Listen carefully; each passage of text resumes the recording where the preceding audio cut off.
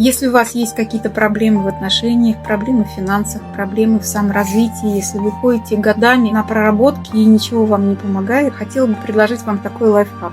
Приходите в церковь, к любой иконе, которая вас потянет, задаете определенный вопрос, что во мне есть такое, что мешает тому, чтобы произошло мое развитие, увеличились финансы, пришли люди в канал. Любой вопрос, вообще абсолютно. Улучшились отношения. Когда человек сверхчувствующий, даже не обязательно быть сверхчувствующим, просто отключите мысли, на секунду хотя бы попробуйте выключить то, о чем вы ежесекундно думаете. Выключить, создайте в тишину в голове. Ответ от иконы, от святого, к которому вы обратились, придет вам в голове. Больше ничего не нужно. Просто задайте свой вопрос, получите ответ. Работает 100%. Рекомендую, сама этим пользуюсь постоянно. Приходите в мой канал, если интересно то, чем я живу, то, о чем я рассказываю, техники, практики, которые у меня бесплатно абсолютно выложены в канале. Все для вас. Жду вас с удовольствием.